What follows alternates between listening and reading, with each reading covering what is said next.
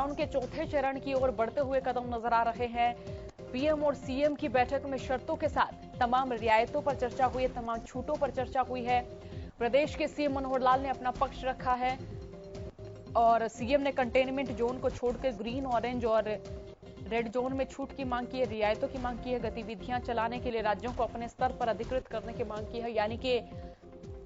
राज्यों को जो रियायतें देनी है वो राज्य खुद ही निर्धारित करें कि किस तरह से उनको किन किन क्षेत्रों में रियायतें चाहिए, किस प्रकार की रियायतें चाहिए। और पीएम और सीएम की बैठक में शर्तों के साथ छूट पर चर्चा हुई है, रियायतों पर चर्चा हुई है। प्रदेश के सीएम मनोहर लाल ने अपना पक्ष रखा है और सीएम ने कंटेनमेंट जोन को छोड़कर ग्रीन, ऑरेंज और रेड जोन में छूट की मांग की है। गतिविधियां चलाने के लिए राज्यों को अपने स्तर पर अधिकृत करने की भी मांग की है। तो बड़ी और अहम खबर तमाम दर्शकों तक इस वक्त हम पहुंचा रहे हैं। लॉकडाउन के चौथे चरण की ओर बढ़ते हुए कदम नजर आ रहे हैं। पीएम और सीएम की बैठक में शर्तों के साथ छूट पर चर्चा हुई है। आपको बता दें कि बीते कल प्रधानमंत्री नरेंद्र मोदी ने तमाम राज्यों के मुख्यमंत्रियों के साथ बैठक की है और 17 मई तक चलने वाले लॉकडाउन के तीसरे चरण की जो समीक्षा बैठक वो की गई है। तमाम राज्यों की परिस्थितियों का जायजा लिया है और तमाम मुख्यमंत्रियों से जाना है कि किस राज्य में किस तरह का संक्रमण बढ़ रहा है। अगर संक्रमण बढ़ रहा है तो आखिरकार क्या कारण वहां पर माने जाए, क्योंकि देखिए लगातार संक्रमण बढ़ता हुआ नजर आ रहा है और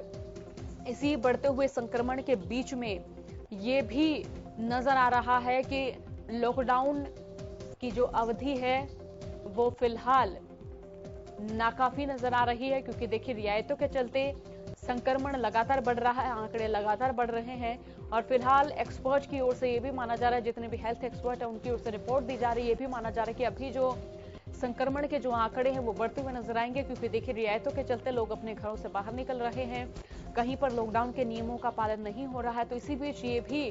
संभावना जताई जा रही है कि कहीं ना कहीं ये जो आंकड़े हैं ये बढ़ते जाएंगे और इन बढ़तों पर तब तक लगाम नहीं लगेगी, तब तक लोग अपने घरों में नहीं रहेंगे, यानी कि लॉकडाउन ऐसे ही चलता रहना चाहिए। और लॉकडाउन के बीच जितनी भी रियायतें दी गई हैं उन रियायतों की समीक्षा राज्य सरकारों को करनी चाहिए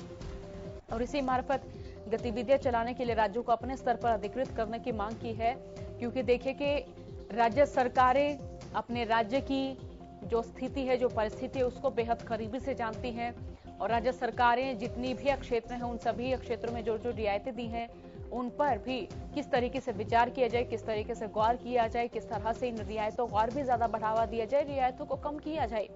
ये तमाम जो बातें हैं ये कही गई हैं कि राज्यों को अपने ही स्तर पर अधिकृत की जाए।